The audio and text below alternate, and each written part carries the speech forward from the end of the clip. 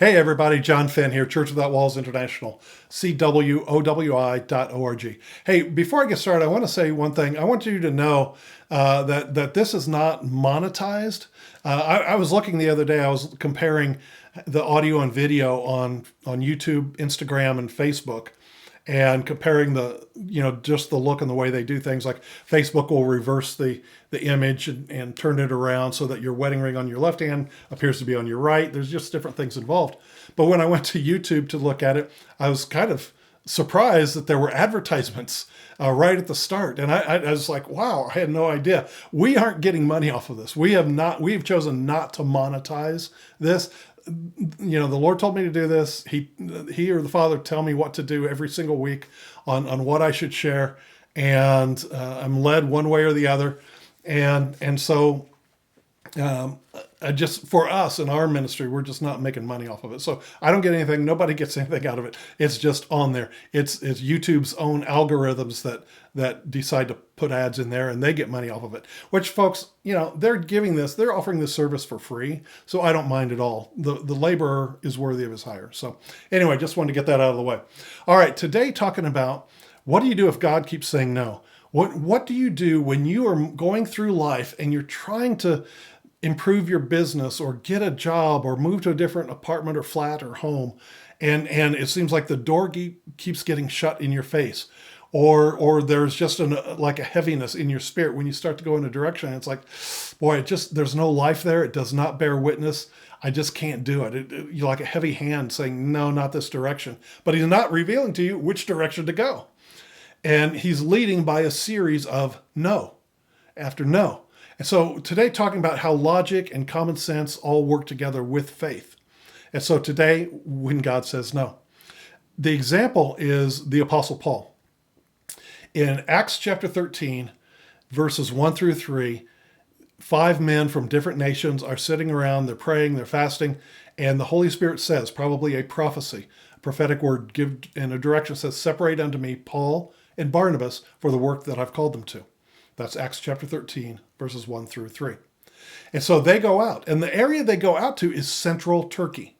That is our modern nation of Turkey that we know.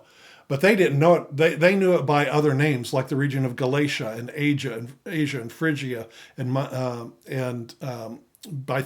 Bithynia and different names that I could butcher really good because I don't know the Greek and they're anglicized.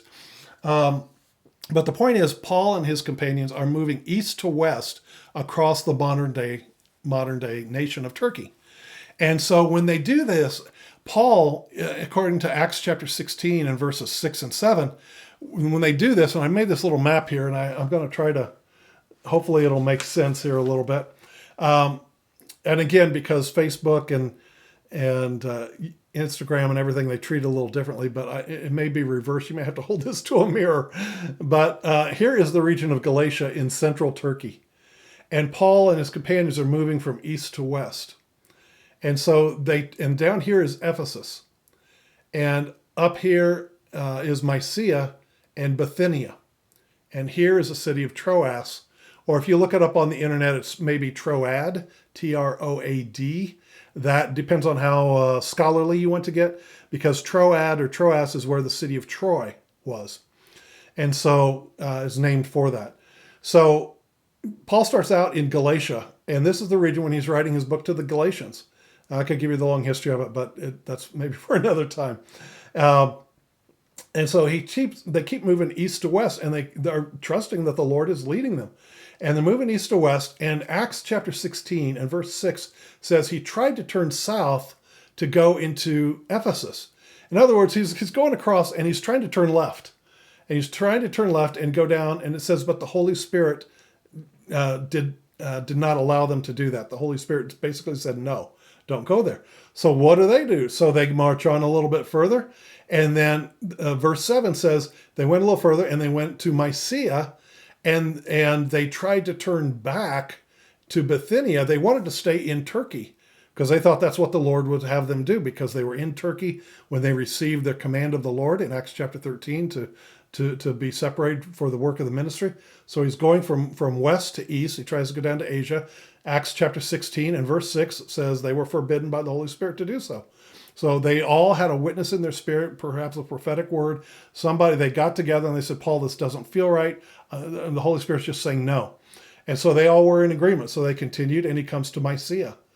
And they think, what are we going to do? I mean, we're called to Turkey, aren't we? I mean, this is where we started.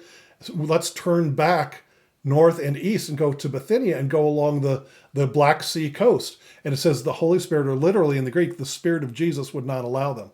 So we're talking about the Holy Spirit, the direction of the Lord in this, and they won't go. So they only know to go straight, and straight is Troas, right on the coast.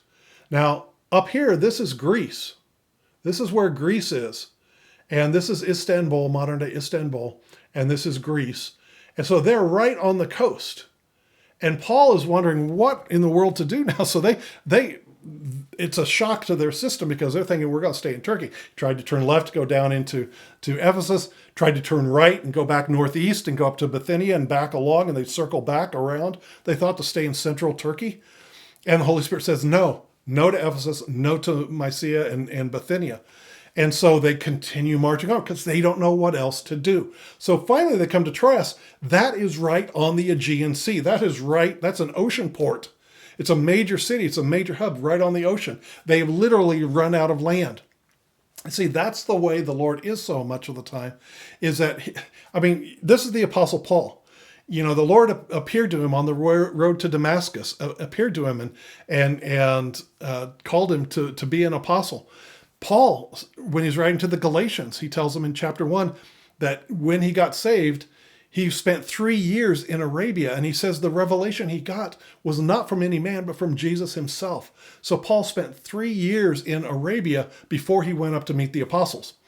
The book of Acts is condensed. If you read Acts chapter 9, it appears he went right away into Jerusalem, but Paul says there were 3 years in between that. So this is the great Apostle Paul, and all the Lord is saying is, no, you're not going there. No. They don't know what to do. They've literally run out of land.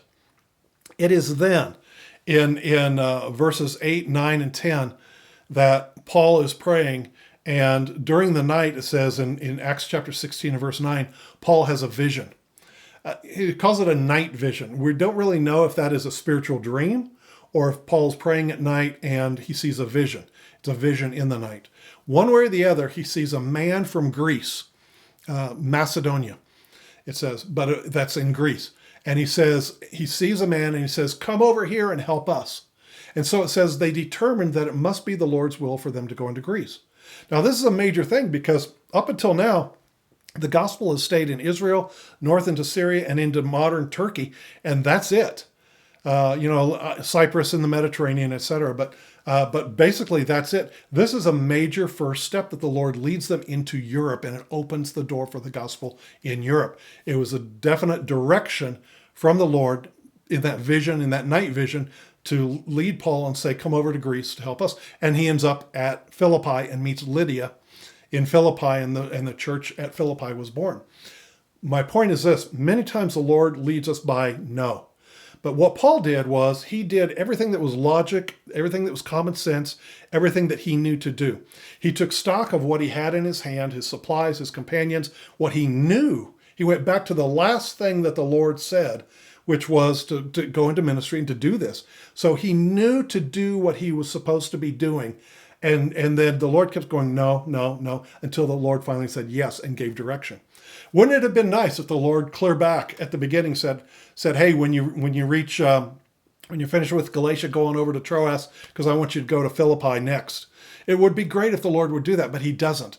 It's a walk of faith. But in the meantime, Paul had to use common sense. He had to use logic. He had to continue to do what he knew to do.